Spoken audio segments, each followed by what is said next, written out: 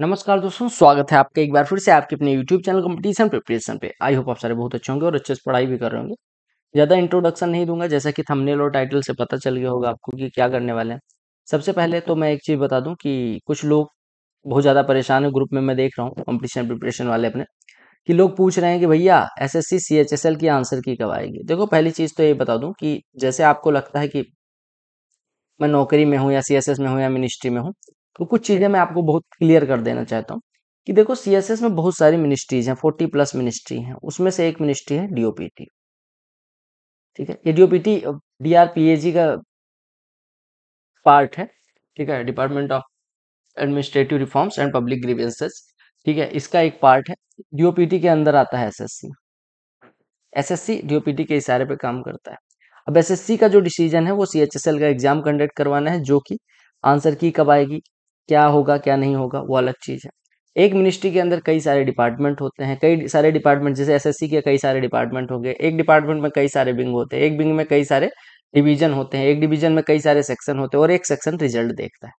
अब आपको देख सकते हैं कि मैं ना उस मिनिस्ट्री में हूं, तो मैं यहाँ तक कैसे पहुंचूंगा, ये तो अलग बात होगी। जो लोग तुक्का मारते हैं कि अब आ जाएगी तब आ जाएगी, 7 से 10 दिन में आंसर की आ जानी चाहिए, जो SSC ने नियम बनाया और पैटर्न देखा गया। तो 7 से 10 दिन में अगर नहीं आती तो लोग कहते हैं कि आज आ जाएगी, कल आ जाएगी, और इसके चक्कर में एक ना एक दिन आ ही जाती है। ठीक है, सबसे इंपॉर्टेंट चीज ये है कि आंसर की मुझे कैसे पता होगा, तो मुझे नहीं पता होता। मुझे आंसर की आ जाती है, उसके बाद की प्रोसेस पता है कि ऐसे सिलेक्शन होता है, ऐसे पेपर मुझे पता है, पेपर में कैसे पेपर अटेम्प्ट करना है। मुझे ये नहीं पता कि आंसर की कब आएगी, क्योंकि वो अपने हाथ में नहीं है। तो जो लोग परेशान होते हैं ना कि ये आंसर की कब आएगी, ये रिजल्ट कब आएगा, वो मुझे बिल्कुल आइडिया नहीं। अगर SSC ने कोई डेट दी है, कोई नोटिफिकेशन दिया है कि इस डेट को हम रिजल्ट घोषित करेंगे, इस डेट को हम आंसर की दे देंगे, तब तो ठीक है। और मान लो आंसर की आ जाए या कल, आपने जो पेपर दिया है उसमें क्या चेंज हो जाएगा? कुछ भी नहीं चेंज होना। आपकी पढ़ाई उससे हैम्पर होगी। एक बात बताओ, आंसर की नहीं आ रही है तो आपको किसने, SSC ने मना कर दिया कि जब तक आंसर की नहीं दे देंगे तब तक आप CGL के लिए नहीं पढ़ोगे या आगे वाले एग्जाम के लिए नहीं पढ़ोगे?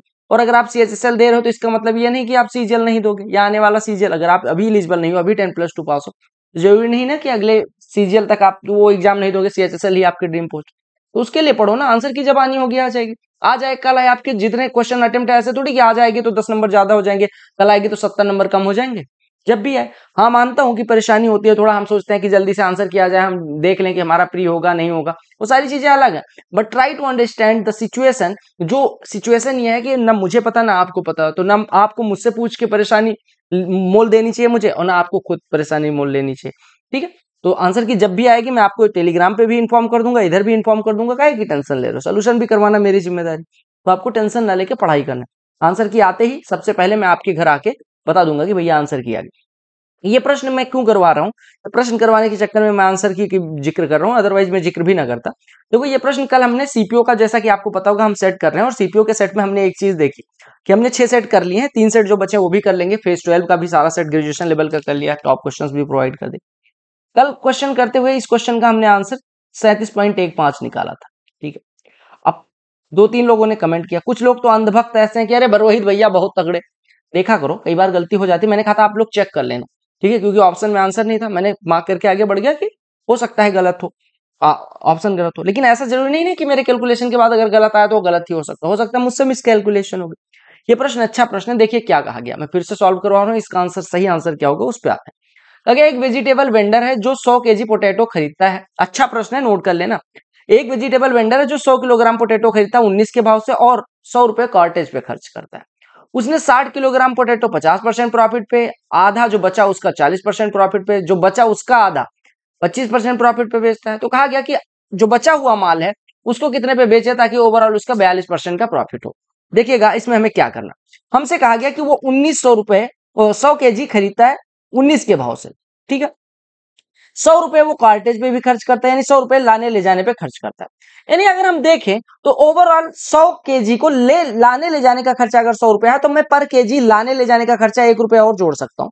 मैंने कहा 19 रुपया, तो वहां से बोरे का मतलब 1 किलोग्राम का मूल्य हुआ 19 रुपया, और 100 kg 100 रुपया लाने ले जाने का खर्चा लगा। यानी वहां जहां से भी आड़ती से जिससे खरीदा उसे दुकान तक लाने में 100 किलोग्राम को 100 रुपए लगा, यानी 1 रुपए प्रति किलोग्राम हम कह सकते हैं कि लाने ट्रांसपोर्टेशन कॉस्ट लगा। यानी अगर मैं ओवरऑल बात करूं तो हमारा कॉस्ट 19 रुपया तो हमने आड़ती को दिया जिससे हमने थोक में खरीदा, और 1 रुपए लाने ले जाने, यानी हमारी 1 किलोग्राम आलू का मूल्य पड़ा 20 रुपए। सिंपल सी बात, क्रय मूल्य 20 रुपए। अब हमसे क्या कहा गया, 20 रुपए प्रति किलोग्राम हमारी आलू पड़ी, यानी सीपी पड़ा 20 रुपए प्रति किलोग्राम, 100 किलोग्राम खरीदा, यानी कि हमने 2000 रुपए का आलू खरीदा। हमें ओवरऑल पे 42% लाभ चाहिए, यानी कि 2000 पे 42 यानी 840 रुपए हमें कमाने हैं। ठीक है, ये हमें लक्ष्य है कि 840 कमाना है। अब क्या कहा गया कि इस 100 किलोग्राम में से हमने क्या किया, 60 किलोग्राम को हमने 50% प्रॉफिट पे बेचा, यानी 60 केजी को 50% प्रॉफिट, मतलब 20 रुपए का अगर क्रय मूल्य है तो 10 रुपए का प्रॉफिट लेके बेचा। फिर कहा गया जो बचा 60 केजी बिक गया, 40 किलोग्राम बचा, 40 किलोग्राम का आधा यानी 20 किलोग्राम 40% प्रॉफिट पे। अगर सीपी 20 हो तो 40% प्रॉफिट मतलब 8 रुपए प्रॉफिट के। अब कहा गया 80 किलोग्राम हो गया, उसके बाद जो बचा यानी 20 किलोग्राम जो बचा उसका आधा यानी हाफ ऑफ स्टिल रिमेनिंग, यानी जो बचा है उसका आधा, बचा कितना 20 किलोग्राम, उसका आधा यानी कि 10 किलोग्राम। इस 10 किलोग्राम को 25% प्रॉफिट पे, 20 रुपए का 25% 5 रुपए, यानी 5 रुपए के प्रॉफिट पे। अब कहा क्या जो बचा 60 ये हो गया, 20 ये हो गया 80 और 10 90, यानी 90 किलोग्राम बिक चुका है, बचा हुआ कितना है 10 किलोग्राम। कहा इस 10 किलोग्राम को कितने रुपए प्रॉफिट में या कितने परसेंट प्रॉफिट में बेचे ताकि हमारा ओवरऑल 840 का फायदा हो जाए। अब आपको फोकस किस पे करना, देखो 60 केजी पे 10 के हिसाब से कितना कमा चुका है 600, हमने लिख लिया यहाँ पे, हमने यहाँ से हमने 600 रुपए कमा लिया। 20 केजी पे 8 रुपए के भाव से 160 और कमा लिया, 10 केजी पे 5 रुपए प्रति किलो के हिसाब से 50 रुपए और कमा लिया, यानी हम टोटल कितना कमा चुके हैं 600, 160 और 50 यानी कि 810 रुपए कमा चुके हैं। हमें कमाना क्या था ओवरऑल 840, यानी कि इस 10 किलोग्राम पे हमें 30 रुपए कमाने हैं। इस 10 किलोग्राम पे अगर 30 रुपए कमाने हैं तो प्रति किलोग्राम कितना हम कमा रहे हैं, 10 किलोग्राम पे 30 रुपए यानी 1 किलोग्राम पे 3 रुपए। 1 किलोग्राम पे 3 रुपए तब कमा रहे हैं जब उसका क्रय मूल्य 20 है। तो 20 रुपए अगर क्रय मूल्य है और 3 रुपए हमें कमाना है, 20 रुपए क्रय मूल्य है और 3 रुपए कमाना है, तो कितना परसेंट कमाएंगे 3/20। परसेंटेज में अगर मतलब भिन्न में बात करें तो 0.15 और अगर परसेंटेज में बात करें तो 15% प्रॉफिट पे बेचना पड़ेगा। तो करेक्ट आंसर हमारा 0.15 हो जाए। अच्छा, एक दूसरे तरीके से अगर इसका इंटरप्रिटेशन दूसरे तरीके से करो तो जाके क्वेश्चन नंबर 24 सेट 6 का देख लेना, मैं लिंक डिस्क्रिप्शन में डाल दूंगा। दूसरा इंटरप्रिटेशन वो होगा तब आपका आंसर 37.15 आएगा। ठीक है, तो वो भी सही है अगर इंटरप्रिटेशन किया जाए, बट एसएससी का जो इंटरप्रिटेशन था वो ये कह रही है कि 19 रुपए प्रति किलोग्राम तो क्रय मूल्य पड़ा और 1 रुपए ट्रांसपोर्टेशन का, यानी आपका ओवरऑल 20 रुपए पड़ा।